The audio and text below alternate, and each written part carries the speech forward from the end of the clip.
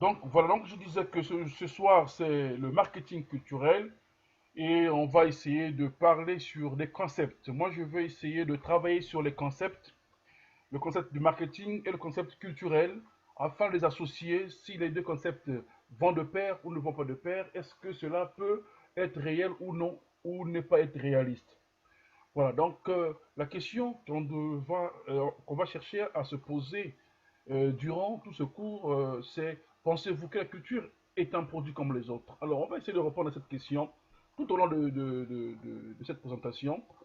Et comme je dis toujours, s'il y a des questions à poser, merci de les écrire au moment de la conversation, posez juste vos questions et au fur et à mesure, on va avancer. Voilà, c'est parti pour ce soir. Donc, voilà. Donc, comme je prends toujours le début de notre cours, voilà, ça c'est un peu quelques données que je présente toujours. Et nous voici dans notre contenu pédagogique. Bon, je vais essayer de vous parler de tous ces points. Je ne sais pas si on aura le temps de les finir. Ben écoutez, on va commencer d'abord.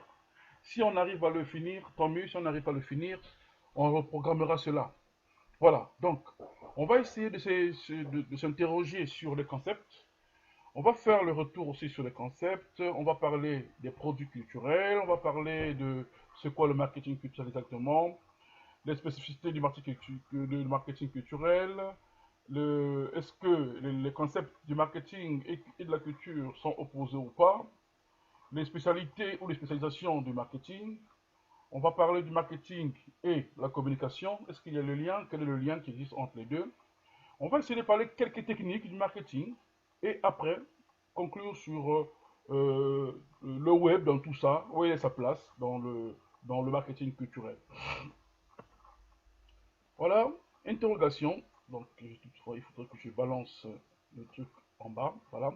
Donc, une première interrogation, on se dit, euh, dans le champ culturel, le mot marketing.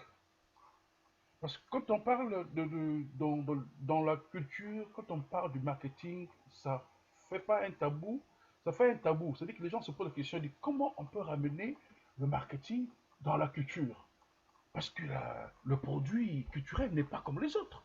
On n'a pas besoin de faire une communication autour de ça. On n'a pas besoin d'aller voir les clients pour leur dire un produit va sortir, comment est-ce que vous allez l'accepter? Non, pas du tout. Donc voilà pour dire que ce mot marketing demeure encore un tabou. Et ça cristallise encore et encore les débats. Voyez-vous, donc les gens sont mitigés, les gens restent dans le négatif pour ce concept. Parce que on ne sait pas, ça nous cache quoi et qu'est-ce qu'il y a à l'intérieur. Voyez-vous, donc si certains professionnels ont contact direct avec l'outil, ayant souvent reçu une formation en gestion, donc par exemple le chef de produit, par-ci par-là, le directeur du festival, voilà, ils ont une autre vision de la chose.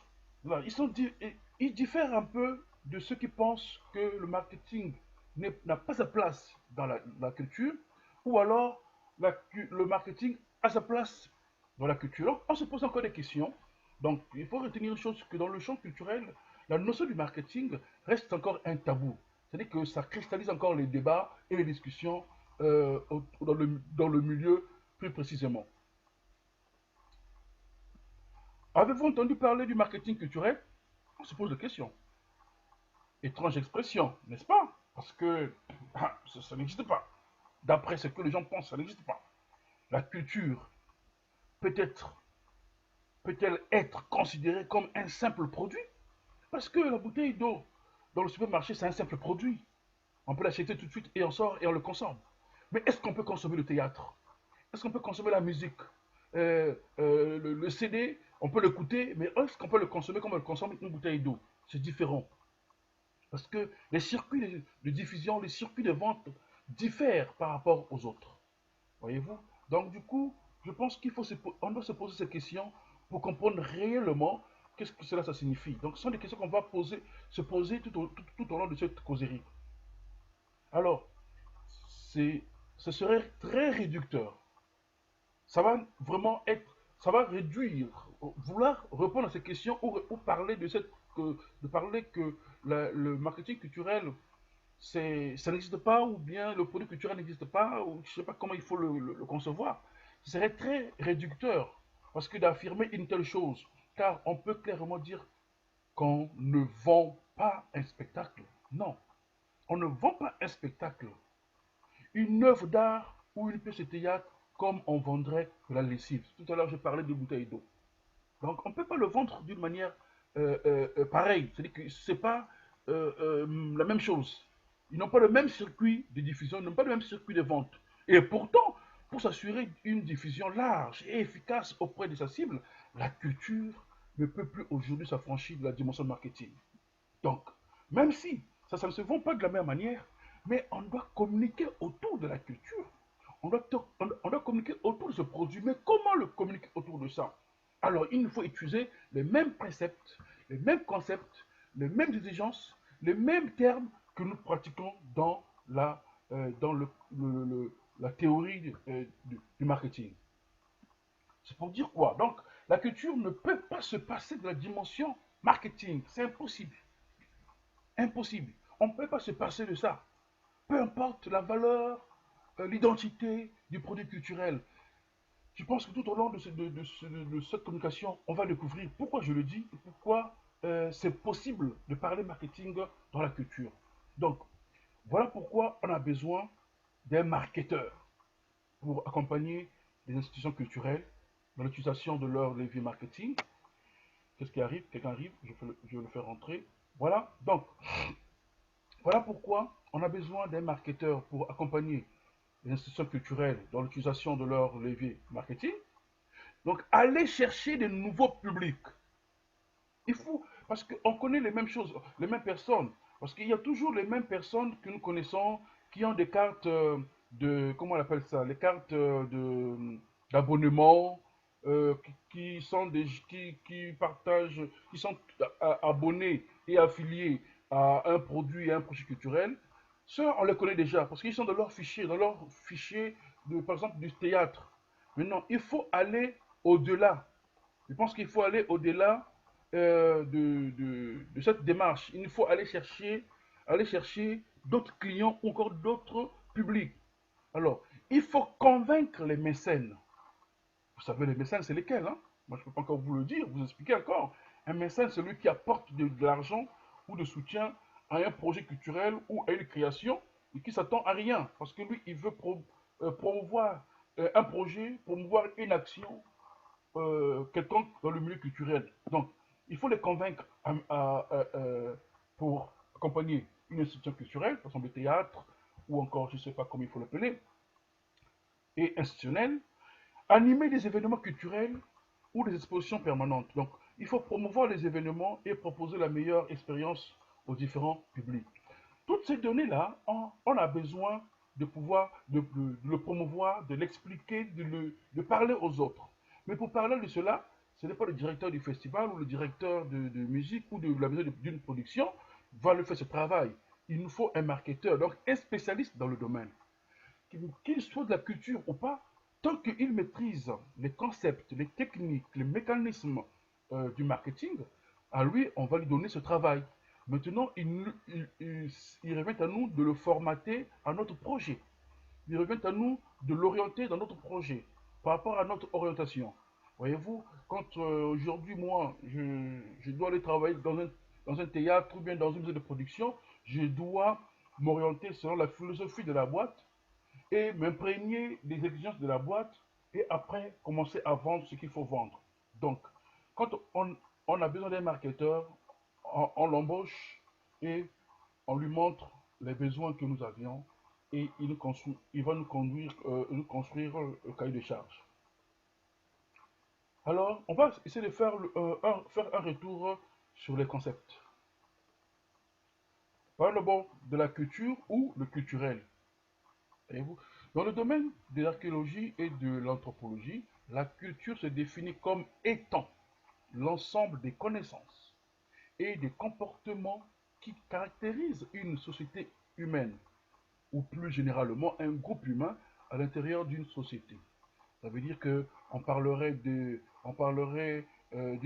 la communauté qui parle la langue euh, je sais pas comment, le Wolof, par exemple, et à l'intérieur de cette communauté, ils ont leurs pratiques, ils ont leur culture, ils ont leur tradition. On va aller dans la communauté Baluba, par exemple en RDC, ils ont aussi leur culture, ils ont leur tradition. Donc il faut rentrer à l'intérieur pour comprendre comment ça fonctionne. On peut aller chez les BT en Côte d'Ivoire, on peut aller chez les Lari au Congo-Brazzaville, on peut aller chez les Ch'tis en France, au nord de la France, c'est les Ch'tis, ils ont aussi leur tradition, leur culture. Donc la culture, c'est ça, ça se définit comme l'ensemble des connaissances et des comportements qui définissent ou qui caractérisent une société humaine. Donc la culture est l'ensemble des connaissances, de savoir-faire, des traditions, des coutumes propres à un groupe humain, à une civilisation. Donc elle se transmet socialement, de famille en famille, de culture en culture, de tradition en tradition, ou de génération en génération, et non par l'héritage génétique. Pas du tout. Non, pas du tout. Donc, et conditionne en grande partie le comportement des individus. La culture englobe de très larges aspects de la vie en société. Techniques utilisées, mœurs, morales. En fait, toutes ces données-là, ce sont des données qui rentrent dans le cadre de la notion de culture. Voyez-vous? Donc, ça veut dire quoi? Ça veut dire que une culture transmet des valeurs, des identités et des comportements. Donc, le but de la culture, c'est quoi? Le but de la culture est de rendre les hommes heureux, on se pose la question. Donc, mais moi je me dis que la culture permet aussi aux hommes de vivre en société, grâce aux coutumes, aux lois, aux croyances, aux techniques, aux formes d'âme existantes, au langage et en pensée. Donc le fait de vivre en communauté permet d'avoir une vie plus paisible, tranquille et même heureuse. Parce que chacun essaie de respecter ce qu'il faut respecter. Oui, Diabo, tu as levé une main. Moi, je préfère que vous puissiez écrire vos questions. Parce que quand je suis en train de parler, je vais m'arrêter de peur de couper le coup. Donc, si tu as une question, tu écris dans le commentaire la question. Je vais le lire au fur et à mesure qu'on avance. Voilà. Et on était où? Voilà pourquoi je demande de ne pas trop couper. Écrivez juste les questions au fur et à mesure pour ne pas que je perde le fil d'idée. Alors, on va parler des produits culturels. Parlons des produits culturels.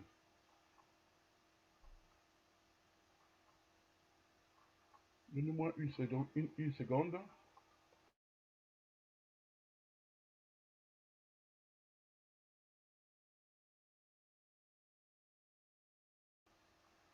Voilà. Parlons des produits culturels. Les produits culturels ne sont pas accessibles à tout le monde, car cela nécessite un coût financier, mais aussi un investissement en temps. Donc, dans les organisations artistiques et culturelles, les missions et objectifs sont multiples et s'inscrivent souvent en trois catégories.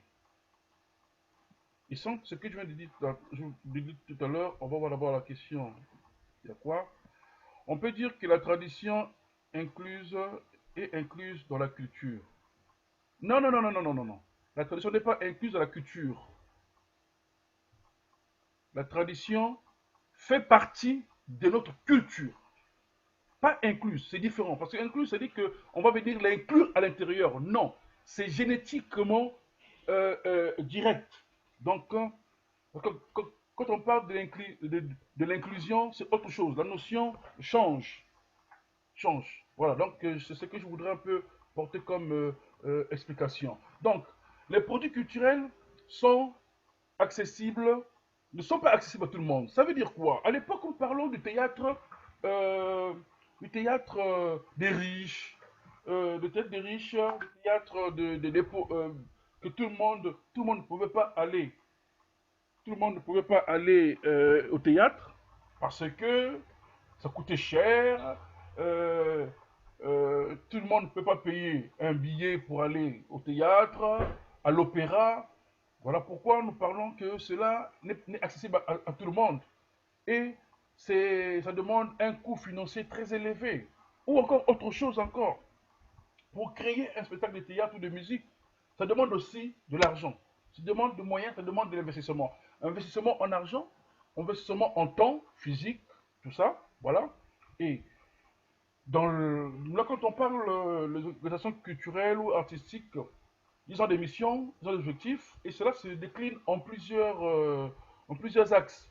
Ici, moi, je veux parler seulement de trois axes, de trois registres. Hein. Je parle de trois registres. Un instant, une question. Ok, c'est bon.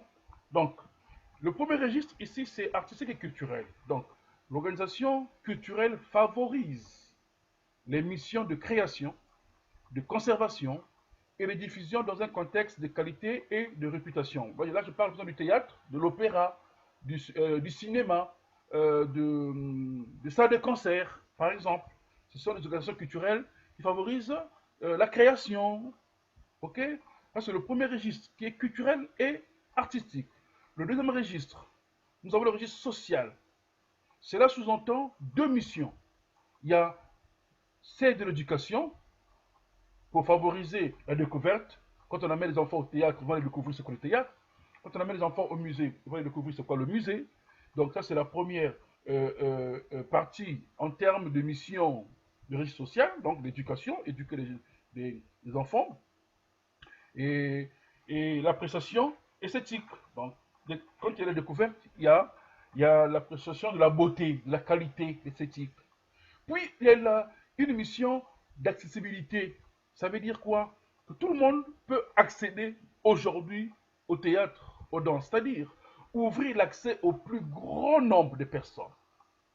Voyez-vous? Plus grand nombre de personnes. Un instant. Voilà. Au plus grand nombre de personnes. Et elle s'adresse aux scolaires, aux amateurs, aux associations locales, etc., etc. Voilà les personnes à qui on s'adresse pour leur intéresser sur la connaissance du savoir, le théâtre, la musique, ainsi. Voilà. Et nous avons le registre financier. Donc, cela passe par la recherche de la survie. Donc, c'est d'un certain niveau d'autofinancement ou de rentabilité, voire de maquisation de produits. Il nous faut de l'argent pour pouvoir développer un produit culturel. Nous avons aussi on peut dire que tous ces éléments-là font partie du marketing traditionnel. Hein, ces éléments que je viens tout à l'heure de citer, ça fait partie du marketing traditionnel. Ça veut dire que le marketing traditionnel est plutôt orienté vers le marché, ce qui consiste à rechercher et connaître les attentes des consommateurs afin d'adapter l'offre en modifiant le produit ou l'une des autres variables. Donc, le marketing culturel consiste généralement à trouver le public en fonction de l'œuvre et non à élaborer l'œuvre en fonction du public. Ça veut dire quoi? Ça veut dire quoi? Je ne peux pas, moi, aller demander aux gens dans la rue, ou dire, ah, écoutez, on, comme on parle de sondage, hein, donc on va aller sonder 25 personnes pour leur dire, vous voulez qu'on puisse faire une création de théâtre qui dure combien de minutes, combien d'acteurs, quel est le thème que vous proposez, qui va être l'auteur? Non, ce n'est pas ça. Ça, c'est pas le marketing culturel. Le marketing culturel n'élabore pas l'œuvre en fonction du public. C'est plutôt l'inverse. On élabore d'abord l'œuvre et on va vers le public. Le public est obligé d'acheter l'œuvre telle qu'elle est faite, qui est différent de l'autre côté, qui est le marché. Donc, le marketing du marché, qu'on appelle le marketing traditionnel, est différent du marketing culturel. Donc ici, j'insiste là-dessus, le marketing culturel consiste généralement à trouver d'abord le public en fonction de l'œuvre et non à élaborer l'œuvre en fonction du public. Donc, on a déjà créé notre projet, on a déjà produit notre artiste, la musique est déjà faite. Alors, on va maintenant chercher qui va acheter la musique. Donc, on va vers le public. Donc, on part de la vision de l'artiste, qui est sa création, ok, qui est son produit, et on cherche le groupe de consommateurs, donc qui est le public, donc qui va acheter cette musique. Et c'est seulement dans mon église? Est-ce que c'est dans ma mosquée? Est-ce que dans ma société, dans le quartier? Voilà, donc on va vers le consommateur le plus susceptible de s'intéresser à l'œuvre. Donc, autrement dit, il s'agit d'un marketing centré sur le produit. On veut vendre que cette création de théâtre ou de musique là pendant telle période. Et c'est ce que nous allons faire. Voilà. Donc, merci déjà de marquer cette différence entre le marketing traditionnel centré sur le marché et le marketing culturel qui consiste à trouver le public en fonction de l'œuvre et non à élaborer l'œuvre en fonction du public. Ce sont des choses qu'il faut retenir et comprendre dans ce sens-là.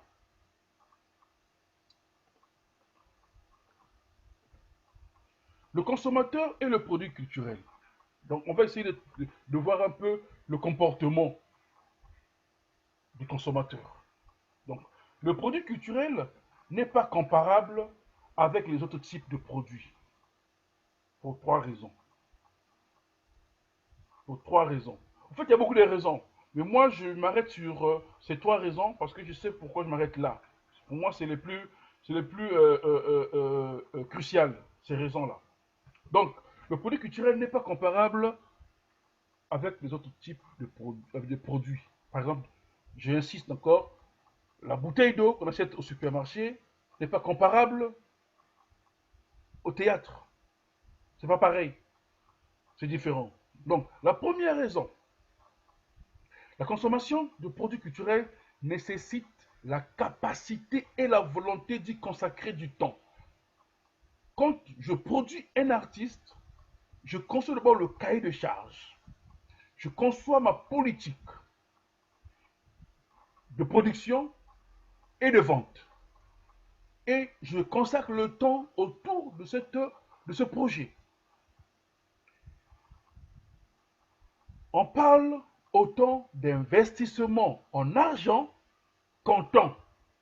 Parce que si tu n'as pas de financement, tu n'as pas d'argent, tu ne peux pas produire un événement culturel ou bien, comment on l'appelle, ou alors, je ne sais pas comment il faut le dire, ou un spectacle. Voilà. Donc, on parle autant d'investissement en argent qu'en temps. C'est un bien expérientiel. Donc, c'est-à-dire qu'il n'est évaluable qu'à l'usage. Parce que le théâtre, par exemple, tant que tu n'es pas allé au cinéma pour suivre le théâtre, tu ne vas pas aimer le théâtre, ce qui va se produire. Donc, en restant dehors, en regardant l'affiche, tu ne vas pas comprendre ce qui s'est passé dans la salle et tu ne vas pas comprendre le message qui a été véhiculé. Donc, ce qui est évaluable, c'est quand on a usagé. Quand on l'a utilisé, on l'a touché.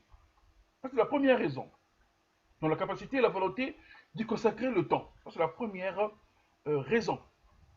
Deuxième raison, il s'adresse à la dimension hédonique et affective du consommateur. C'est-à-dire que euh, la personne qui aime la musique chrétienne ou la musique gospel ou la musique du théâtre, je ne sais pas quelle musique, il est idoine. C'est-à-dire qu'il veut de ça, il veut rentrer à l'intérieur, il veut s'associer à cette musique-là pour pouvoir donner plaisir, se donner plaisir. Donc, et moins à leur dimension utilitariste. Non, non, non, non, non, non. Le spectateur se projette dans le spectacle. C'est ce que l'on dénomme la catharsis. La catharsis, c'est quand l'esprit, quand on purifie son âme, délivré de ses passions. Donc, quand je m'en vais assister au théâtre, par exemple, de Louis XIV, quand je sors de là, mon esprit est lavé, mon esprit est consumé, parce que j'ai aimé le message, j'ai aimé le théâtre, j'ai aimé le contenu. Donc, cela correspond à l'épuration. Donc, on lave ton esprit, on nettoie ton esprit des passions par le moyen de la représentation dramatique. Donc, en assistant à un spectacle de théâtre, par exemple, l'être humain se libère de ses pulsions, de ses angoisses ou fantasmes en les vivant à travers les héros ou les situations représentées sous ses yeux. Donc aujourd'hui, quand je suis en colère, si j'écoute une telle musique par exemple, je sens mon esprit apaisé et je me calme, je rentre en moi et je pense que je peux maintenant me sentir bien. Donc, la deuxième raison, c'est le côté affectif de l'œuvre, de la création qui m'apporte l'apaisement en soi. Deux, la troisième raison,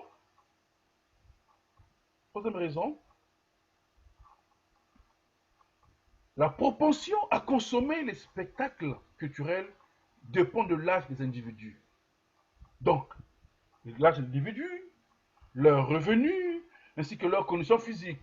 Parce qu'aujourd'hui, moi, Eric Louembe, je suis différent du milliardaire. Parce que lui, il ne va pas venir dans le même cinéma que moi. Pas du tout. Parce qu'on n'a pas les mêmes niveaux en termes d'argent. En termes d'âge, on peut avoir les mêmes âges, mais on n'a pas les mêmes désirs. Parce que lui, il vise un peu plus gros que moi. Parce qu'il a plus de moyens par rapport à moi. Donc, là, la troisième raison dépend de l'âge, des moyens. Par exemple, en matière de spectacle vivant, la plupart de la demande commence à la cinquantaine. Par exemple, ici en France, par exemple, nous savons lesquels qui aiment aller au cinéma ou dans les opéras, on connaît. C'est des gens qui ont la quarantaine et plus, ou cinquantaine et plus, ceux qui aiment aller au cinéma, voilà. Maintenant, ceux qui aiment aller au spectacle de musique, on connaît, c'est les jeunes de la vingtaine, de la trentaine, qui peuvent aller écouter Gims, aller écouter, je ne sais pas quel musicien encore, voilà. Donc chaque niveau de compréhension de la vie dépend du produit qui est proposé et qui est acheté. Donc, les produits culturels ne s'adressent pas exclusivement à l'esprit, mais surtout aux émotions des consommateurs. Surtout aux émotions des consommateurs. Voilà comment ce produit, qui est le produit culturel, part de la création pour aller vers le consommateur. Donc, là, j'ai parlé de trois raisons par rapport au comportement du consommateur face aux produits culturels. Donc là, j'ai juste parlé de trois raisons. Sinon, il y a beaucoup de raisons qu'on peut développer encore autour de ça. Alors, c'est quoi le marketing? On va essayer maintenant de rentrer un peu dans la définition du marketing. Le marketing peut être défini comme l'analyse des besoins des consommateurs et l'ensemble des moyens d'action utilisés par les organisations pour influencer leur comportement. Jusqu'en 2004, avant que ça change, on définissait le marketing par 4 P. Politique du produit, politique du prix, politique de la distribution encore du placement et la politique de la publicité. Donc à l'époque, on parlait d'abord de 4 P. Aujourd'hui, ça a changé. Hein? Les normes ont changé, les discours ont changé, les chercheurs ont produit autre chose. Donc on n'est plus seulement dans le produit, dans le prix, dans le placement, dans la publicité. Non, les choses ont dépassé encore cet environnement. Donc le marketing peut être classiquement défini comme l'ensemble des actions ayant pour objectif d'étudier et d'influencer les besoins et comportements des consommateurs et de réaliser un continu, plutôt en continu, les adaptations de la production et de l'appareil commercial en fonction des besoins et comportements précédemment identifiés, comme tout à l'heure je dis tout à l'heure, les 4 P. Donc, les champs disciplinaires consacrés à l'étude des besoins. Donc, là, nous avons par exemple l'étude du marché. Il faut étudier le marché avant de vendre son produit. L'étude qualitative. Est-ce que le produit sera accepté? Dans quelle valeur, dans quel niveau, dans quel cercle, dans quelle famille, dans quelle communauté ça va être accepté? Donc, on va faire l'étude de la qualité. L'étude de la quantité quantitative. Ça, c'est autre chose encore. Et nous avons le comportement consommateur. Tout à l'heure, j'en ai parlé. J'en ai parlé parce que il faut étudier le consommateur. Va-t-il aimer ou ne va-t-il pas aimer? Est-ce qu'il est partant ou est-ce qu'il n'est pas partant? Donc, il faut l'étudier. Et ça, c'est le travail du marketeur. Le travail du marketeur. Donc, le terme marketing, de marketing, les Français, comme vous savez, hein, les Français aiment toujours traduire les termes d'anglais pour pouvoir le franciser. Mais parfois ça rate, parfois ça échoue. Voilà pourquoi la notion du marketing, les Français ont voulu le traduire par mercatique, mais cette notion n'est pas passée.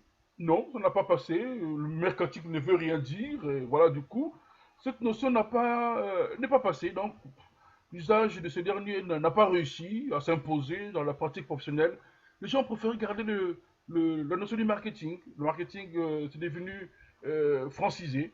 Donc, ce n'est plus toujours. Mais en termes de prononciation, ça change. Mais comme le terme a été francisé, donc on peut me le dire marketing. Or, en anglais, c'est autre chose, marketing. Hein? Donc, on connaît comment marketing. Voilà. Je ne sais pas comment ce que d'autres peuvent le prononcer, mais c'est un peu comme ça, quoi. Donc, vous devez retenir une chose que les Français ont voulu. C'est imposer un autre jargon de marketing, mais ça n'a pas marché. C'est comme la notion du management.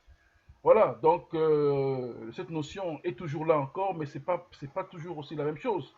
Les Français ne disent pas management, non, ils disent management. Donc quand tu parles avec un Français pour parler de management, ils te diront management et non management. Management reste anglophone. Voilà, donc ça c'est sur le terme du marketing. Et quel est le but du marketing exactement? Quoi, le but du marketing? Le marketing se situe bien en amont de votre communication. Ça veut dire quoi? Avant d'aller vendre ton produit, tu as déjà préparé le terrain. Tu as déjà conçu les théories, des discours, des éléments qui vont accompagner ton produit que tu mets sur le marché. Donc ça veut dire quoi? Ça se prépare avant que tu puisses communiquer. C'est le but même du marketing, donc que ça se situe bien en amont de votre communication. Donc, il consiste à analyser les besoins de vos clients, à mettre en place une stratégie efficace pour y répondre.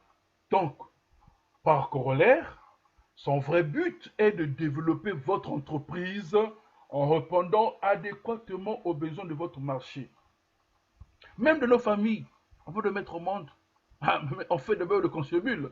On se dit avec madame ou son mari, ah, il nous faut maintenant mettre au monde. Ah d'accord, bon, quels sont nos besoins? Bon, qu'est-ce que nous avions comme moyen? On fait l'état des lieux, on prépare cela. Donc avant que l'enfant arrive, l'enfant vient de trouver sa chambre est déjà faite, les valises ont été achetées, les habits ont été achetés. Ça c'est le l'amont. Nous sommes en amont de la communication du marketing. Donc il faut le savoir que le marketing te permet d'analyser les besoins de tes clients et de proposer une stratégie de communication très efficace. C'est très important de le savoir. Parce que si ces éléments-là ne sont pas mis en place, proposés en amont, le travail sera vain. Le travail sera vain et on va balbutier, on va tourner en rond parce qu'il y a rien de spécial.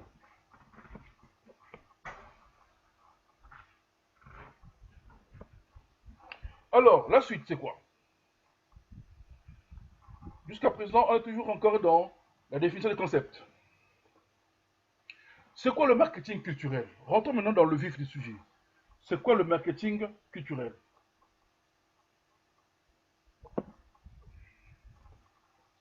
Le marketing culturel, comme son nom l'indique, consiste à appliquer les techniques du marketing à la culture, ou plus exactement à des produits culturels. Ça veut dire quoi? Tout à l'heure, j'ai donné la définition du marketing. Le marketing, c'est l'ensemble de mécanismes que l'on met en place pour pouvoir vendre un produit et pour intéresser un public ou pour faire consommer un produit auprès des clients. Ça, c'est le marketing. Maintenant, cette définition, on va l'incorporer dans la culture. On va l'incorporer dans la culture. Mais attention, je répète encore que le produit culturel et le produit culturel est différent du produit qu'on va vendre au supermarché. Ils n'ont pas les mêmes valeurs, les mêmes identités. Donc, il faut faire attention. Donc, Dans ce cas précis, le produit à vendre est bien identifié. D'accord?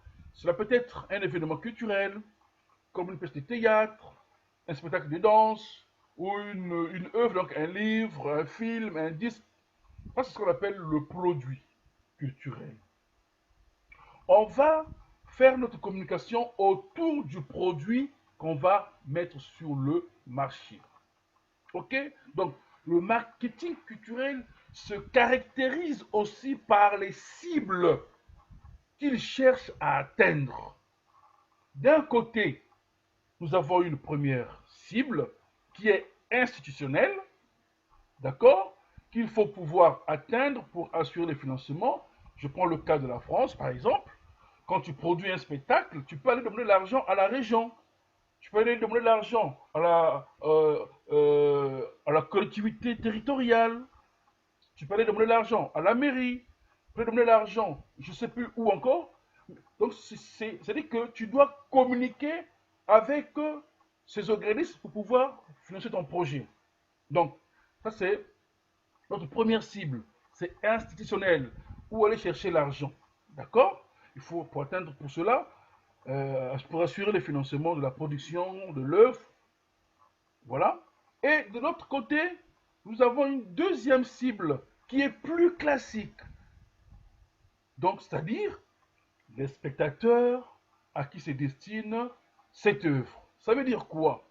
Quand on a produit l'œuvre déjà, il faut le vendre. C'est ça notre deuxième cible. Donc, c'est la vente classique. Aujourd'hui, on a produit un CD, il faut vendre. Mais à qui?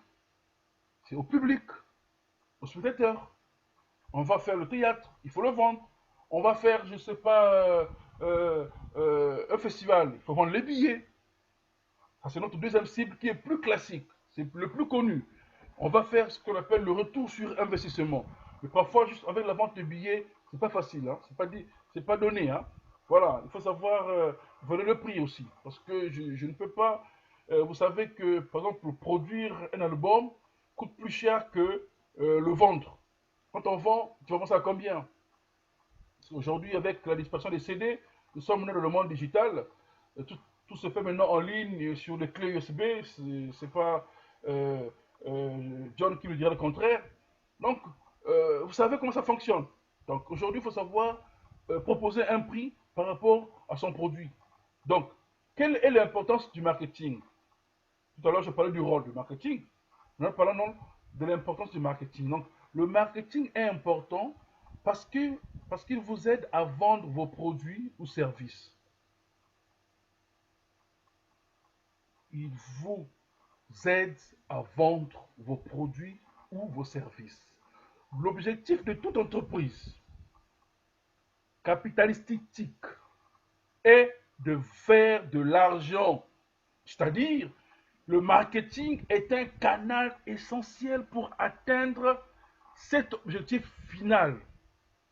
Le marketing aide les ventes et les ventes aident votre entreprise. J'espère si vous me comprenez. Je ne sais pas si vous avez compris ce syllogisme.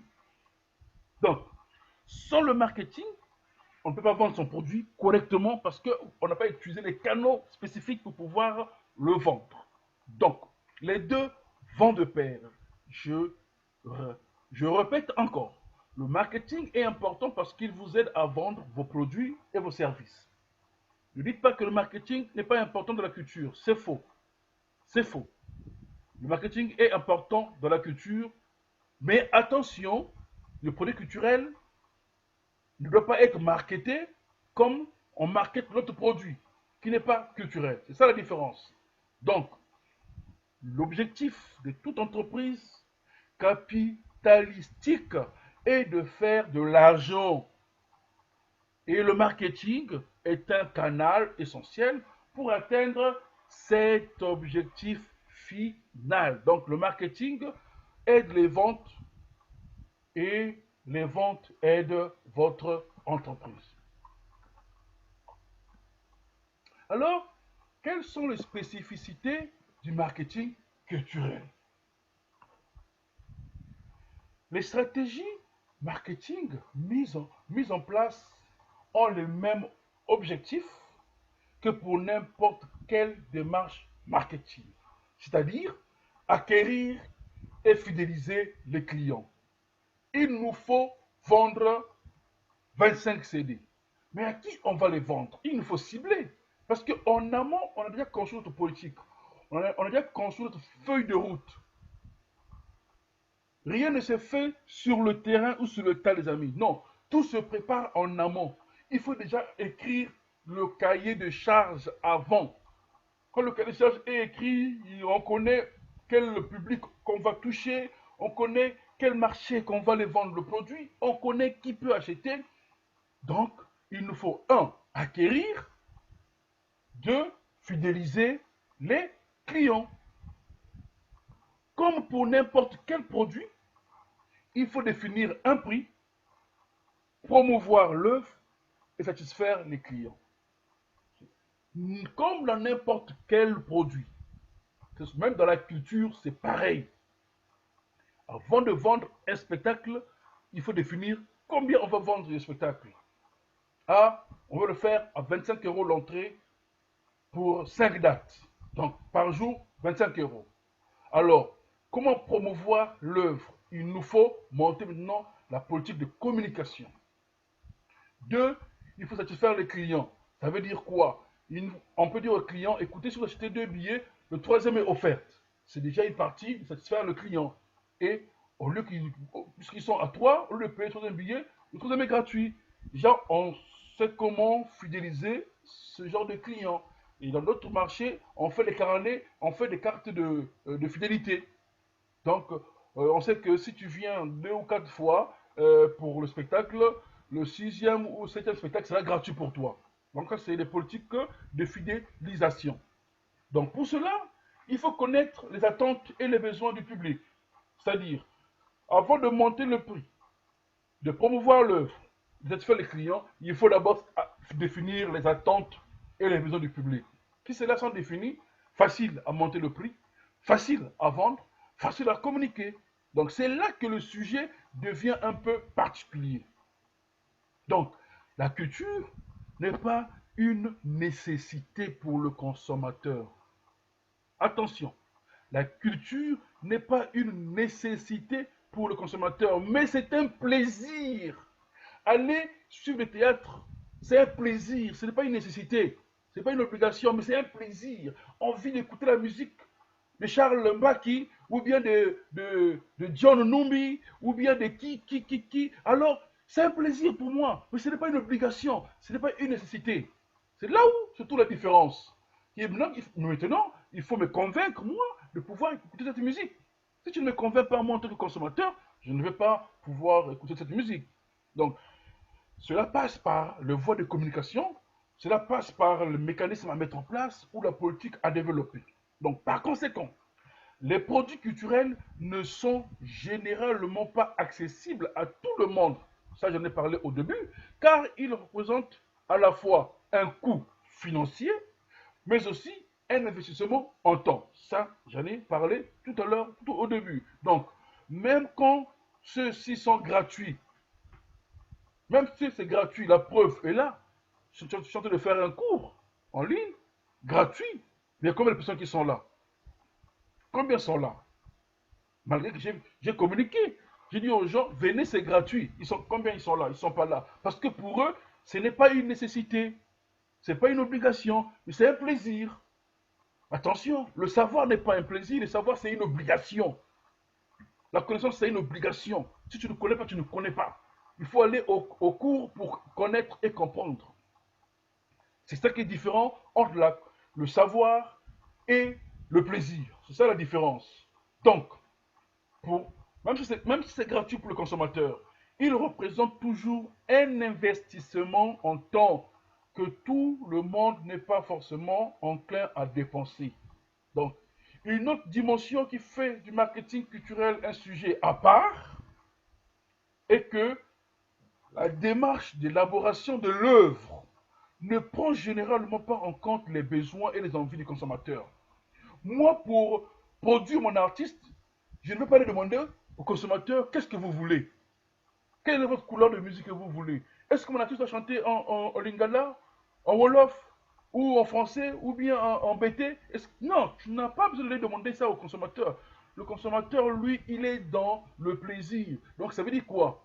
Tu lui imposes ta vision. Tu lui imposes ce que toi tu veux. Je prends exemple aujourd'hui, il y a un débat qui se passe actuellement en Côte d'Ivoire. Le débat sur le CD héritage. Des artistes que j'ai oublié le nom, c'est Siro et qui là, j'ai oublié l'autre. Je ne sais pas si Diabo il peut me rappeler les noms de nos. Voilà, attendez, Diabo va nous répondre. Je vais voir c'est qui déjà. C'est qui? Voilà, c'est Siro et Yodé. Voilà, Siro et Yodé ont produit un album qu'on appelle Héritage, mais qui est en train de faire couler la salive. Parce que ils sont dans une démarche engagée. Et du coup, quand il y a un débat autour d'un produit, chacun veut aller chercher, aller écouter. Donc, on va aller acheter. Je parlerai de ça à la fin. Le buzz. Comment vendre en passant par le buzz.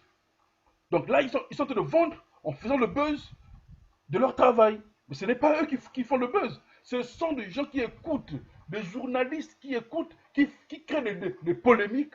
Et moi qui n'avais pas envie d'écouter cette musique, je m'en vais l'acheter pour pouvoir écouter et faire mon opinion. Donc c'est ça le problème. Donc la démarche d'élaboration de l'œuvre ne prend généralement pas en compte les besoins et les envies des consommateurs. Non, du tout. Moi j'ai produit, je mets sur le marché. Celui qui va acheter, achète. Celui qui ne veut pas, tant pis. Voilà. Donc du coup, je suis intéressé. Quand je suis ce débat-là, je suis intéressé. Et du coup, je me suis dit non, quand ce débat-là m'intéresse, je dois inviter Yodé et Siro pour une conférence. Ils doivent venir nous expliquer leurs produits, comment ça crée des polémiques.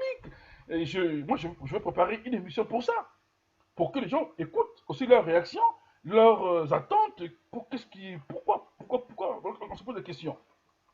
Donc, c'est ça les spécificités du marketing. Donc, le marketing culturel consiste généralement à trouver le public en fonction de l'œuvre et non à élaborer l'œuvre en fonction du public. Ça, j'en ai déjà parlé tout à l'heure. Je peux revenir donc en arrière. Donc, ce n'est pas toujours vrai, bien sûr. Et il suffit de voir comment certains blockbusters sont construits pour comprendre qu'ils ont été créés uniquement dans une démarche mercantile. Néanmoins, le produit culturel, de par sa nature, reste un produit risqué, car difficile à tester auprès de sa cible. Ça veut dire quoi? Quand on investit dans un produit, on ne sait pas si on va rentrer dans nos frais. Quand on a produit un album, on n'est pas sûr qu'on va rentrer dans nos frais. Donc, retour sur investissement, on n'est pas sûr. Voilà. Hmm. Voilà. Voilà. Voilà. Ça, c'est ce que vient de nous dire notre ami Jaboy. Alors, le titre, on dit quoi? On retrace la mauvaise gestion du président actuel et lui interpelle sur la situation du pays. Certains partisans au pouvoir en place s'opposent. Bref, donc, c'est un exemple parmi tant d'autres. Merci Jaboy. Voyez-vous? Donc, il faut savoir créer du buzz ou bien du débat, de la théorie autour de quelque chose que tu veux vendre. Donc, aujourd'hui, quand on a créé, plutôt on a mis en place un projet de vente de spectacle, on ne connaît pas combien on va faire entrer. Mais on connaît combien on a investi. On connaît des milliards et des millions qu'on a investis pour des blockbusters. Vous savez, les blockbusters, des gros films qui coûtent très cher. Mais on ne connaît pas combien va rentrer dans les poches. Voilà pourquoi on a besoin toujours de mécènes, de sponsors, de partenaires pour combler notre budget de réalisation. C'est très important. Un point intéressant du marketing culturel concerne le cycle de vie du produit.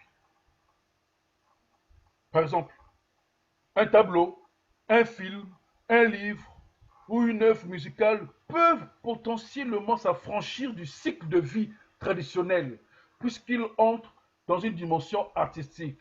Exemple, un tableau n'est pas remplacé. Un tableau, c'est un produit unique. Il n'est pas reproductible. Ce n'est pas possible. Quand tu amènes, tu demandes à Mona Lisa ou à quel peintre de te reproduire le même tableau, ça ne serait pas pareil. Parce qu'une œuvre est unique. Une œuvre créative est unique. Quand on a fait son tableau, c'est celui-là seulement. Les autres seront une copie, mais qui ne seront pas identiques au premier. Donc, un tableau n'est pas remplacé au fil du temps. Soit il perdure, gagne en termes d'argent ou bien en valeur, ou perd la valeur au fil de sa vie. C'est ça le produit. Donc, les œuvres, ça peut être, comme on dit souvent, pour le vin rouge. Quand ça prend de l'âge, ça devient bon. Donc, quand ça vieillit, ça devient sage. Mais parfois, c'est pas ça. Pour les humains, tu peux être vieux, mais tu n'es pas sage. Voilà. D'une manière assez intéressante, on peut considérer que ce marketing culturel a pu favoriser l'émergence des marques culturelles. Cela peut être des artistes dont le simple nom va permettre de transformer tous leurs projets en or. Il suffit que le défunt Michael Jackson met sur le marché un CD, tout le monde va courir pour l'acheter, même si c'est pas bon. Puis on connaît que c'est Michael qui a fait, c'est Michael, tout le monde va l'acheter. C'est pareil aussi pour le défunt Johnny Hallyday, même si la musique n'est pas bonne, mais comme c'est lui qui a produit, on va courir derrière eux. Voyez-vous?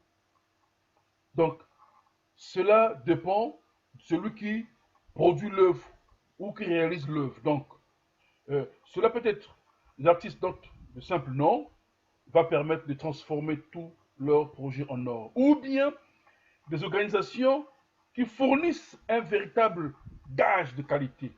Donc, qui aujourd'hui ne connaît pas le musée de Louvre ou de l'Opéra à Paris? Quand on arrive en France, on parle du musée de Louvre, on parle de l'Opéra à Paris, parce que ce sont des gages de qualité, de la perfection.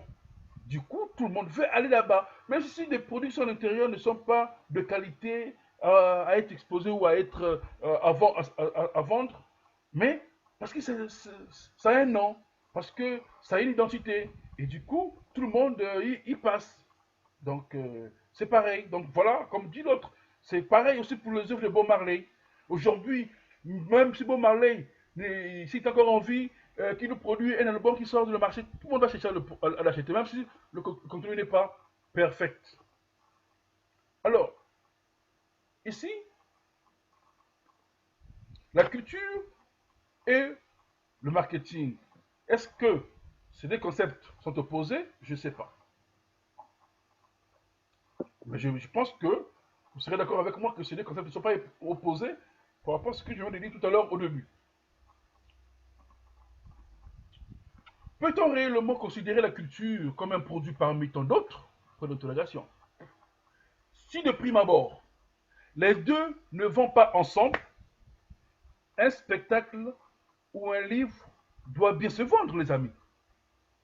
Il faut vendre le spectacle et vendre le livre.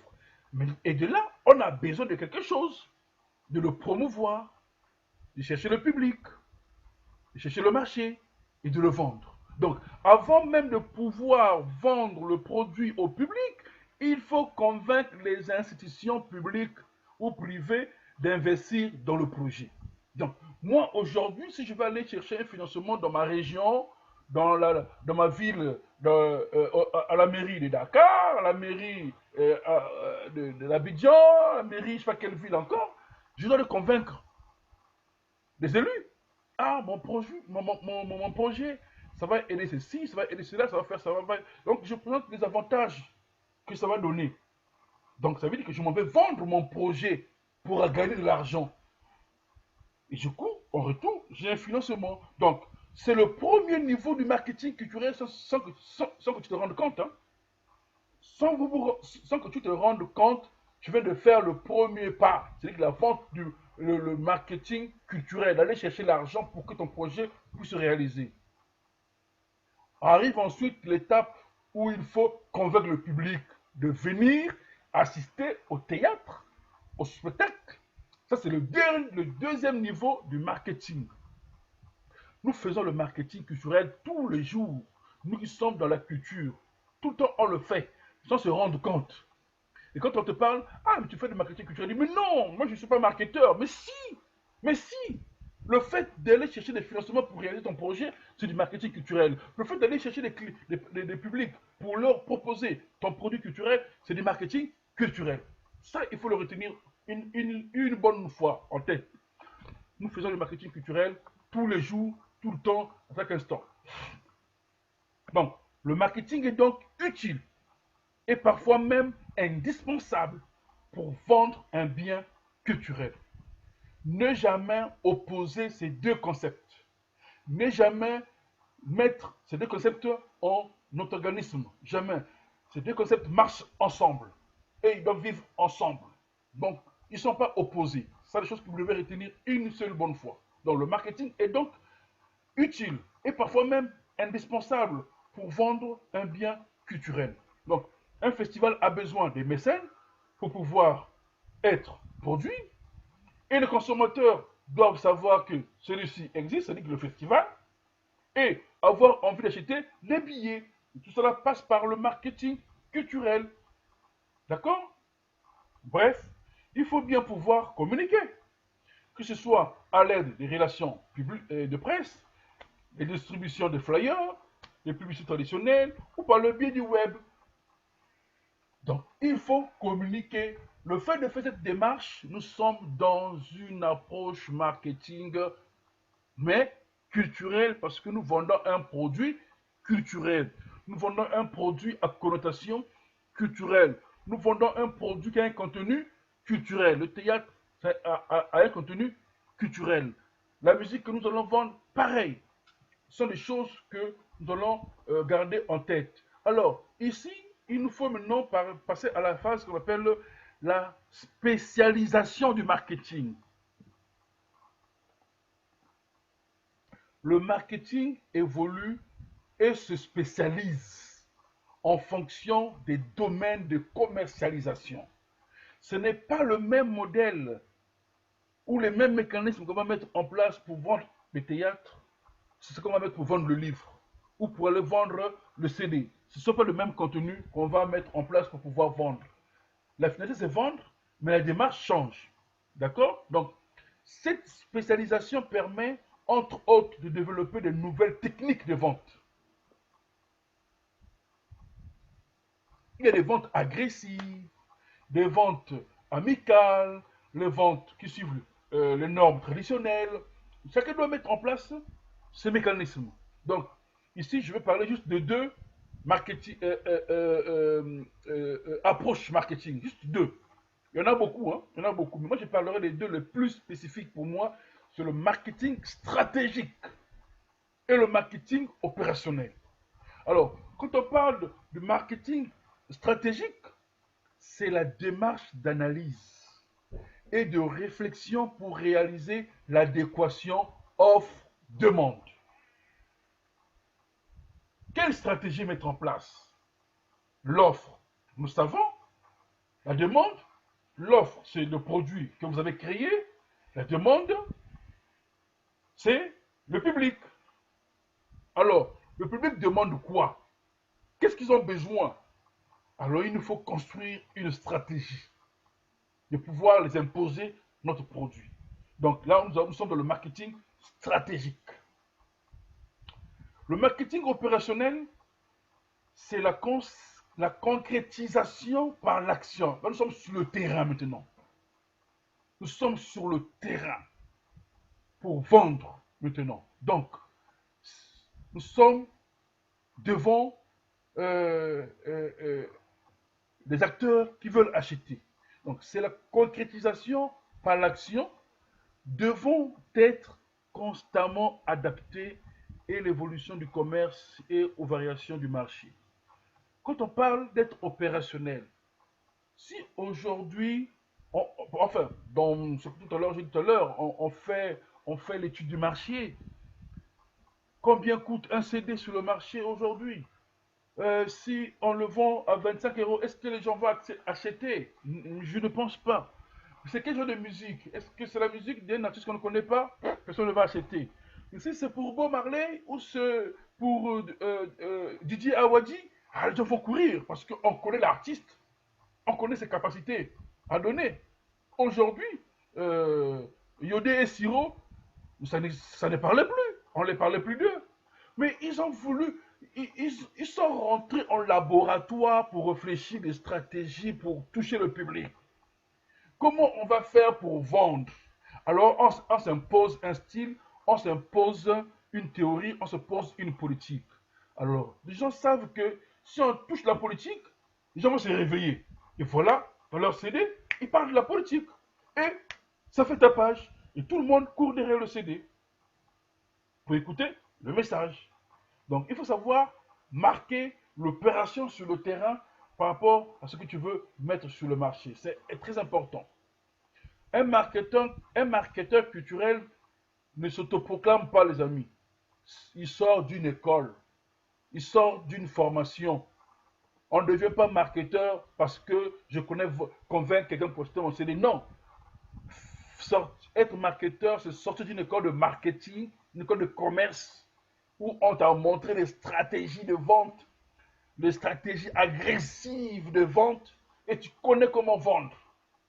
Voyez-vous, il y a des gens ici qui ont étudié les théories des politiques. Ça veut dire que leur travail, c'est seulement faire des fautes, c'est-à-dire faire des discours pour faire dormir le public, mentir à longueur de journée pour que le politicien puisse être toujours au sommet. Et dans cette stratégie, dans cette démarche de personnalisation marketing, je parle de deux formes de marketing. Beaucoup savent ce qu'on appelle le B2B, mais beaucoup ne savent pas le B2C. Je ne sais pas si certains parmi vous le savent déjà, mais je veux parler le marketing B2C et le marketing B2B. En fait, ce sont des marketing qui relient une entreprise au désir et aux besoins de ses clients. Donc, les techniques et les stratégies du marketing sont utilisées en fonction de la cible et de l'objectif. D'accord? Donc, le marketing B2C, c'est ce qu'on appelle business to consumer. Business to consumer, cette politique marketing est orientée vers les clients. C'est directement vers le client et consommateur qui utilise ou consomme directement le produit. Ça veut dire que je m'en vais vendre directement chez le destinateur du produit. C'est le B2C, qui est différent du B2B, qui est le business to business. Ça veut dire que là, ça concerne des activités entre entreprises, par exemple. C'est ce que les gens parlent souvent. Les gens parlent souvent du B2B. Ils oublient parfois le B2C, parce qu'il faut aller directement chez le client, sans passer par des gens qui sont là pour faire l'entrepas, ou je ne sais pas comment il faut faire, comment les appeler. Donc, une organisation peut avoir une branche B2B ou bien B2C et exercer ses activités dans les deux branches. C'est toujours important.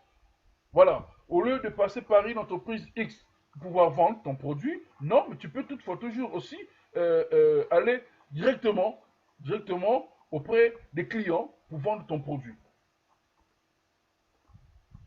Alors, comment établir, réaliser un plan marketing?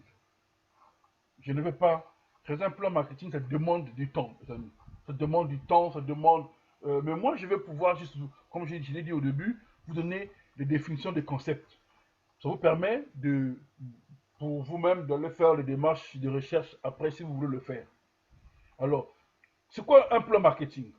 Le plan marketing est un découpage dans le temps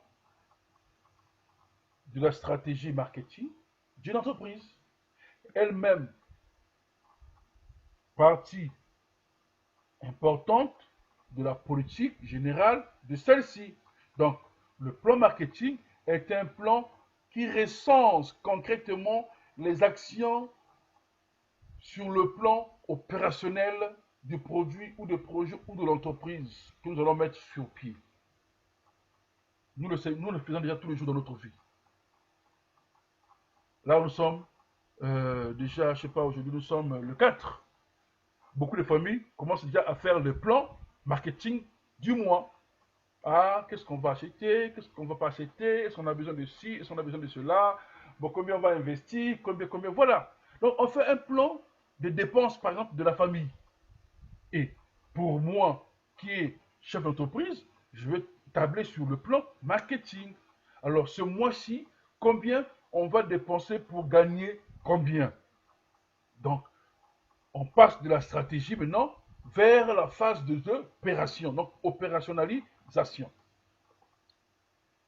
OK? Voilà. Le plan marketing doit être réfléchi pour chacun de ces marchés cibles.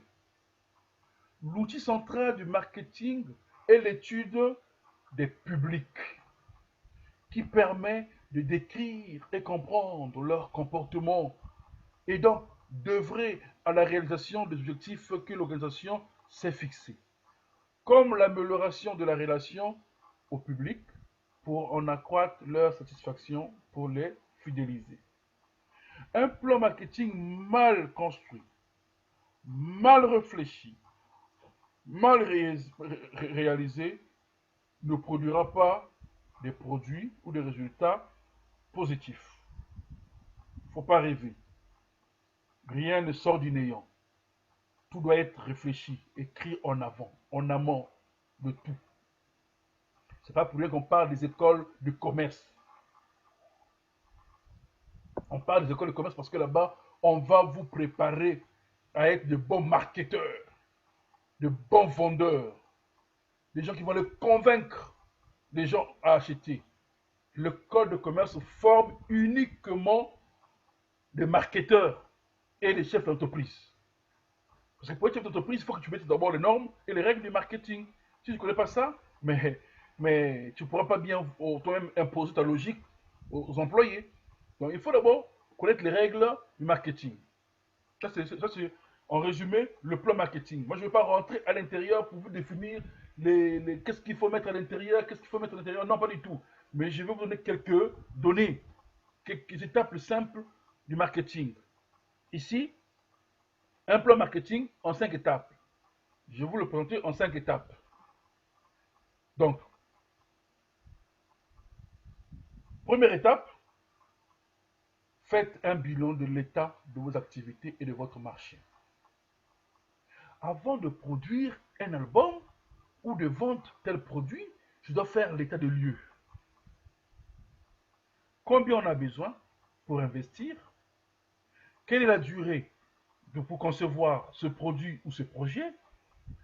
Euh, Après, quel est le marché qui va acheter? Qui est intéressé par le produit? Qui on peut contacter? Quels sont les circuits de diffusion ou de vente? Tout cela se définit. Donc, on fait l'état des lieux. Donc, identifiez les forces et les faiblesses de votre entreprise et les opportunités et les risques de votre marché. Vous disposerez vos conclusions dans un tableau qu'on appelle le SWOT. Donc, pour les forces, les faiblesses, les opportunités et le risque. C'est toujours un tableau à 4 côtés. Quelles sont les forces de mon produit? Ah, quelles sont les faiblesses de mon produit? Ah, quelles sont les opportunités de mon produit? Quels sont les risques de mon produit? Il faut le définir. Si tu le définis, tu n'auras pas peur de vendre ton produit. Tu sais déjà, si ça arrive un problème, tu sais la solution déjà. Tu sais comment contourner la solution et le problème. Deuxième étape, définissez un objectif. Après avoir construit son plan d'attaque, après avoir fait l'état des lieux, après avoir visé le marché, il faut maintenant définir un objectif. Que voulez-vous faire? Que voulez-vous atteindre? Alors, il faut définir votre objectif de sorte qu'il soit quantifiable en termes de quantité, réaliste, ça veut dire que ça peut se faire, mesurable, on sait mesurer les retombées, raisonnable, ça veut dire que ambitieux, mieux, mais atteignable. Attention, un projet ambitieux doit avoir les moyens de sa réalisation. Sinon, on reste toujours dans le doute. Donc, tenez compte des risques et des opportunités que vous avez identifiées plus tôt dans l'étape 1. Il faut identifier cela. identifier les risques, les opportunités. Je prends un exemple simple. Ici en Europe, quand vous partez faire un entretien d'embauche, on vous dira, parlez-nous un peu de vous et de ce que vous n'aimez pas. C'est pas. On vous dit, ouais, mais comment? Mais si! Il faut dire à ton employeur ce que tu n'aimes pas dans ta vie. Il faut dire à ton employeur ce que tu es. Ce que tu n'aimes pas et ce que tu aimes. Il faut le dire. Ils veulent savoir avec qui ils veulent travailler. Donc, c'est important de définir les objectifs. Un objectif est défini quand vous savez où vous allez, qu'est-ce que vous voulez faire, qu'est-ce que vous voulez vendre, qu'est-ce que vous voulez réaliser. C'est très important, les amis, de connaître cela. Troisième étape, déterminer les axes stratégiques. Donc, nous sommes dans la stratégie. Donc, un axe stratégique est un pilier qui soutient votre objectif. Par exemple, pour augmenter les ventes, il faudra recruter de nouveaux clients. C'est un axe stratégique. Vous pouvez aussi augmenter la fréquence publicitaire. Si vous avez établi seulement sur 2 radios, augmentez au moins sur 5 radios pour faire la publicité. C'est aussi un autre axe stratégique. Si le but de votre plan est de remplir une salle de spectacle pour votre création, votre objectif sera de toucher tout le public susceptible d'aimer votre création. Ne vous contentez pas seulement de ceux qui sont dans votre base de données, à qui vous avez envoyé les SMS pour leur annoncer. Non, il faut toucher au-delà aussi de ceux-là. Et à chaque axe stratégique sera le spectateur. Donc, pour définir les axes stratégiques, appuyez-vous sur vos forces et tenez compte des faiblesses. Je reviens encore toujours sur la même chose, toujours, que vous avez identifié en amont. Quand on n'a pas défini ses forces et ses faiblesses, on est dans l'imaginaire, on est dans l'après-près, on est dans le, comme on dit, le management de la rue, le management du quartier. Voilà, on n'est pas dans les règles du management appropriées qui respectent les normes et les lois du management. Quatrième étape, définissez la liste d'actions et d'initiatives à mener. Dans chaque axe stratégique, on va définir l'étape 3, définissez les actions que vous mettez en place. Disposez-les chronologiquement sur 12 mois par exemple. Janvier, voici ce qu'on va faire. Problématique, solution. Février, pareil. Mars, pareil. Au fur et à mesure, on pose les normes. N'oubliez pas de définir des objectifs clairs et chiffrés pour chaque activité. Hein? En janvier, il nous faut vendre 10 CD. Nous sommes au 31 janvier. Avez-nous vendu les 10 CD? Non. Pour quelle raison? Quelle est la problématique? Est-ce qu'on avait posé ça en amont? Non. Nous sommes dans l'erreur déjà. On a forcé notre plan déjà. Parce qu'on n'avait pas identifié les forces et nos faiblesses. Et on n'a pas mis en place une stratégie pour contourner ce problème. Nous sommes déjà en défaut. Donc, n'oubliez pas de définir des objectifs clairs et chiffrés pour chaque activité. Étape 5. Exécutez votre plan. Mesurez les résultats et corrigez si nécessaire. Tout à l'heure, je vais le lire ici. Donc, maintenant que vous avez créé votre plan en suivant l'étape 1, 2, 3 et 4, vous devez maintenant exécuter les activités que vous avez prévues et mesurer les résultats. Mike Tyson avait une citation qui disait: tout le monde a un plan jusqu'à ce qu'il reçoive un point dans la gueule. Pouf! Voilà. Tout le monde a un plan jusqu'à ce qu'il reçoive un point dans la gueule. Parfois, le point là, ce n'est pas la réussite. Parfois, c'est l'échec. Parce que tu n'as pas su te protéger et tu reçois l'échec, boum, sur le visage. Effectivement, vous devez constamment ajuster votre plan en fonction des événements afin de réaliser les objectifs prévus. Il faut les ajuster. Donc voilà un peu les 5 étapes que je voulais vous définir dans votre plan de marketing. C'est important. Ce sont des éléments qu'il faut toujours avoir en tête pour avancer dans votre projet. Alors, ici, nous allons parler le marketing et la communication. Quels sont les liens qui existent entre les deux concepts? Donc, la communication, ça déjà vous le savez, est l'une des pièces maîtresses du puzzle du marketing. Voilà pourquoi le marketeur et le communicant de votre projet doivent toujours travailler ensemble. Ils travaillent en binôme.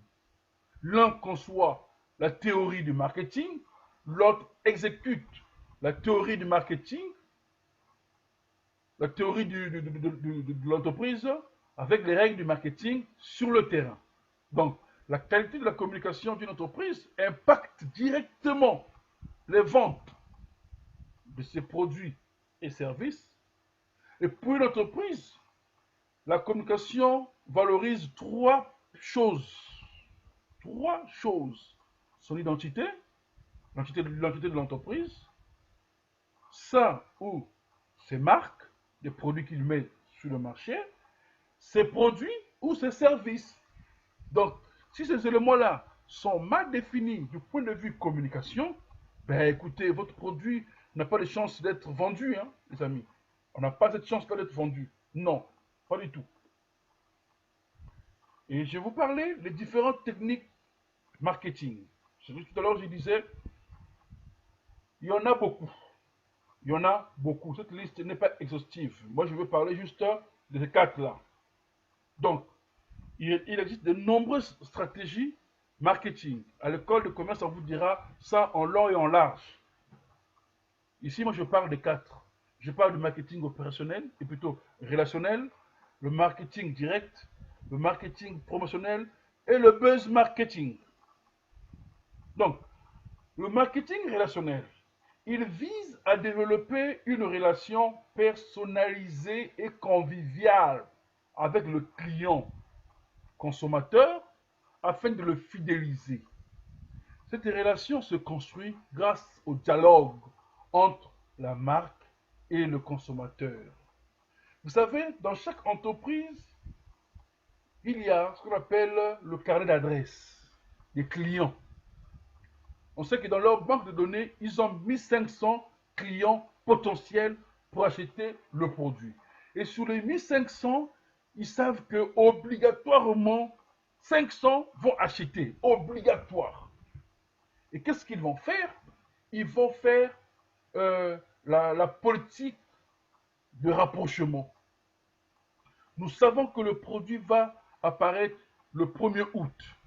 Dès le 15 juillet, on envoie des SMS auprès de nos clients pour leur dire, ah, un produit pourra sortir, est-ce que ça vous intéresse? Quelle est votre opinion? Quelle est votre idée? Ça, c'est dans le monde du commerce, on n'est pas dans le monde de la culture, c'est différent. Là, les clients dans le commerce donnent leurs avis. Ah, moi j'aimerais bien avoir une machine avec une caméra. Moi j'aimerais bien faire ceci. Le produit est en train de se développer au fur et à mesure qu'on reçoit les retours. Le jour où le produit sort, il est mis sur le marché.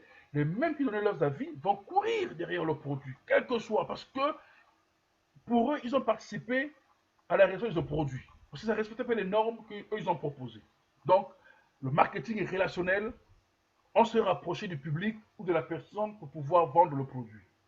Nous avons le marketing direct. C'est l'ensemble des approches visant à établir un contact personnalisé et mesurable entre l'entreprise et ses prospects selon certains critères. Nous allons vendre des câbles électriques. Ben écoutez, on va aller voir, on va faire des sondages et des familles qui veulent construire des maisons. Sur 50 maisons et 50 familles, on aura toujours 10 qui vont dire oui. Et nous, on se rapproche d'eux de manière directement pour leur donner déjà des idées sur notre produit. C'est ce qu'on appelle le marketing direct. Je touche la personne et on mesure leurs besoins, leurs attentes et on travaille ensemble. Vous avez le marketing promotionnel.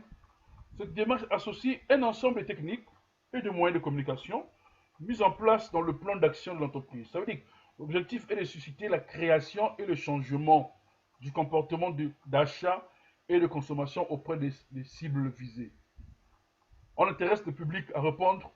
Ah, est-ce que vous voulez qu'on ajoute S ici là? Ah oui, S, ça serait mieux. Est-ce que vous voulez qu'on retire la lettre A là-bas? Oui, ça serait bien. Dès qu'on le fait, le client accepte. Et vous suivez le client au fur et à mesure qu'on avance. Et nous avons le buzz marketing. Le buzz marketing, le marketing viral, vise à créer une rumeur médiatique avant de sortir le produit. En France, on le sait, il y a eu qu'on appelle ça des buzz marketing.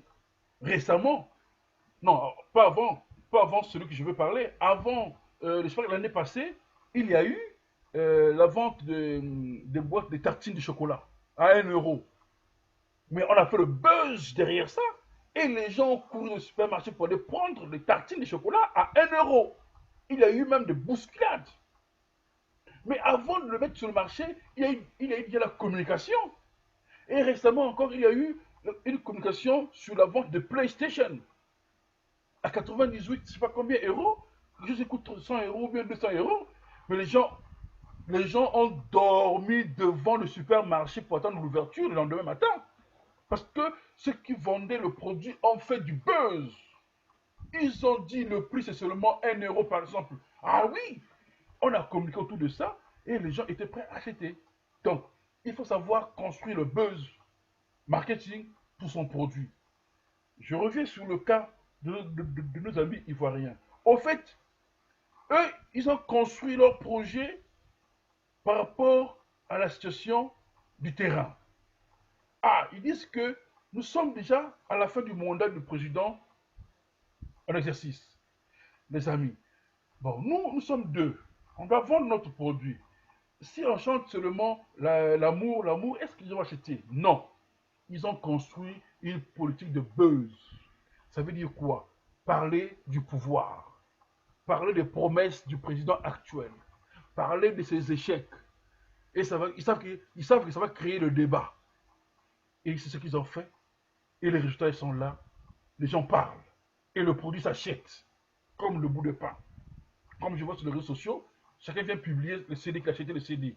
Parce qu'il y a eu le buzz derrière cela. C'est important de savoir construire le buzz pour un produit. Alors, le rejet dans le marketing, ce sont les oppositions. C'est quoi le rejet? L'idée que le marketing serait une technique exclusivement à but lucratif, que seules les entreprises commerciales et industrielles affichant un objectif de maximisation du profit seraient légitimes à utiliser. Non. Ce n'est pas seulement l'entreprise qui vend des sacs de ciment ou des packs d'eau qui ont le droit de faire le marketing. Non. Même dans la culture, on doit faire le marketing. Ça, j'en ai parlé tout au début.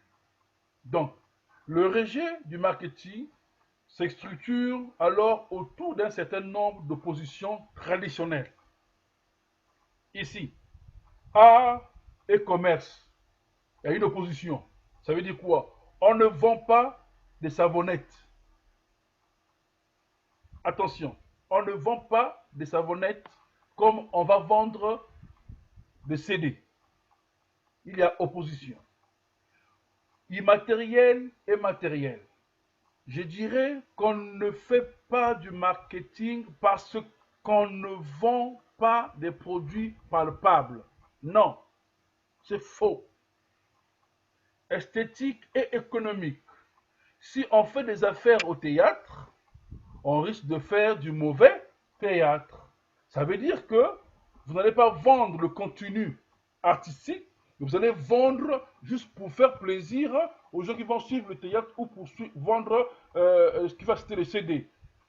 Il n'y a plus l'esthétique, il y a seulement l'économique. C'est seulement l'argent qui compte pour vous. OK? Qualitatif et quantitatif. Le marketing, c'est comment vendre une bouteille de Coca-Cola de plus. C'est le marketing.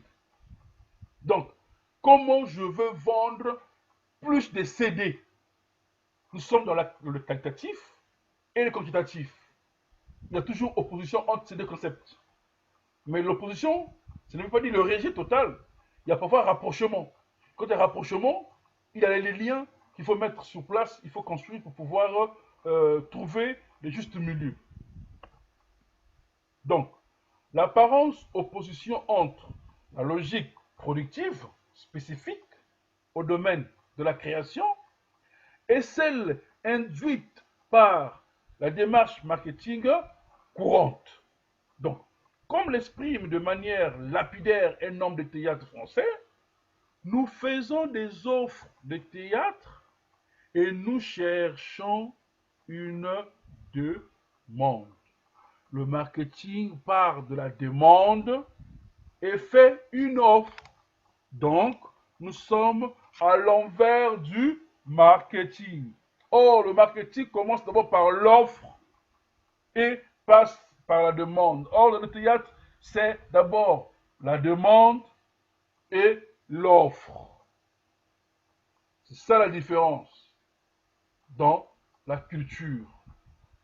Le produit est déjà fait. Maintenant, on va vers ceux qui veulent acheter. Donc, c'est l'offre en vend. Excusez-moi, je vais boire un peu d'eau.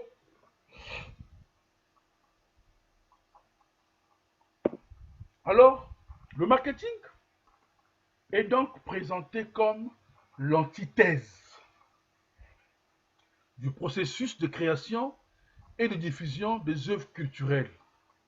L'artiste crée une œuvre qui exprime son idéal esthétique, la beauté, sa subjectivité, ce qu'il pense du produit, puis espère éventuellement que les individus l'aimeront, c'est-à-dire que son produit qu'il a mis en place. Donc, il est orienté vers l'offre.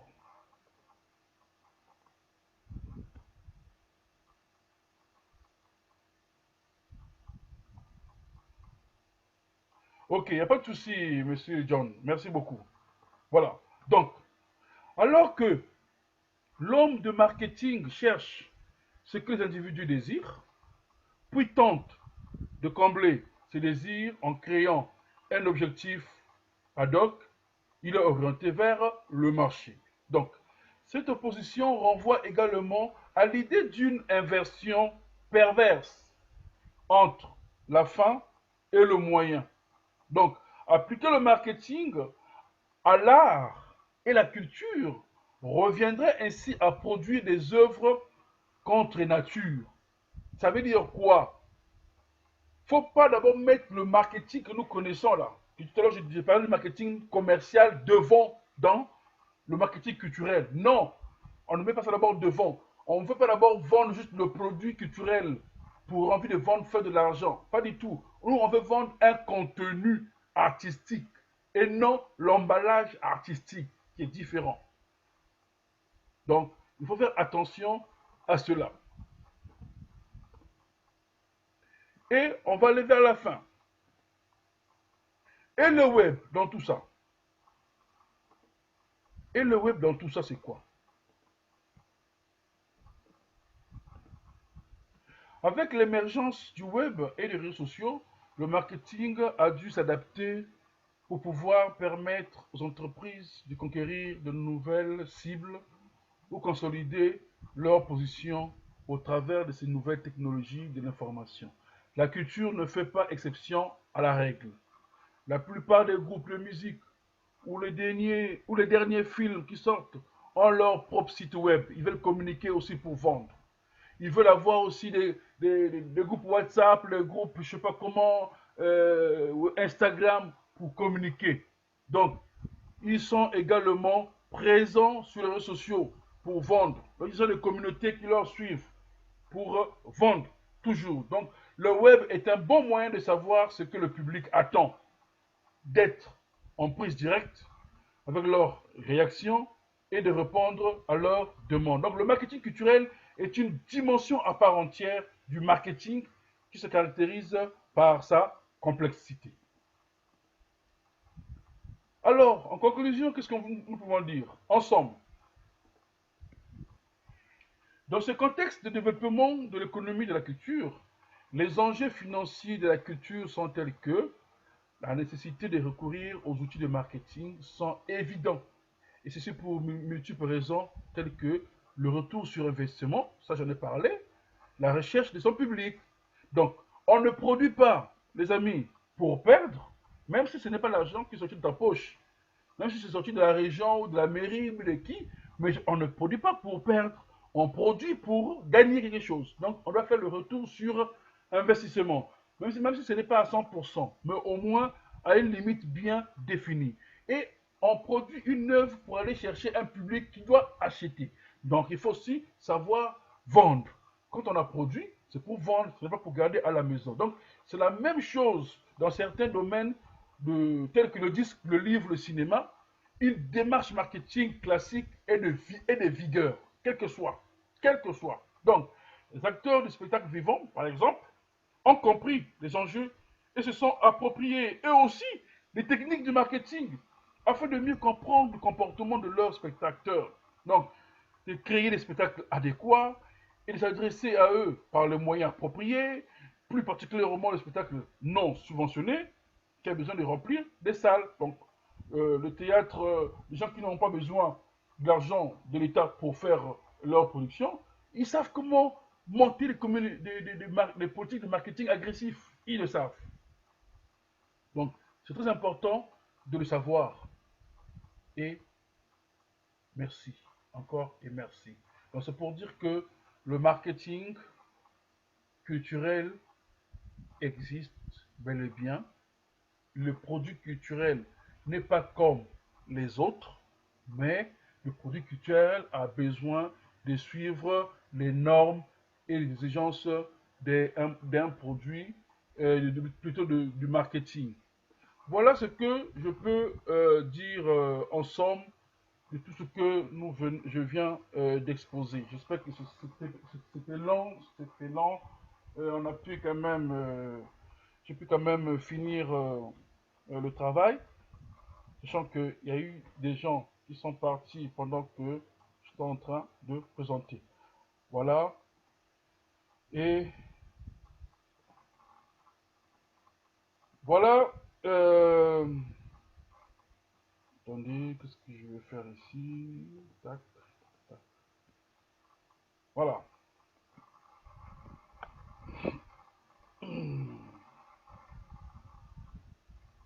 Est-ce que je peux mettre ça là?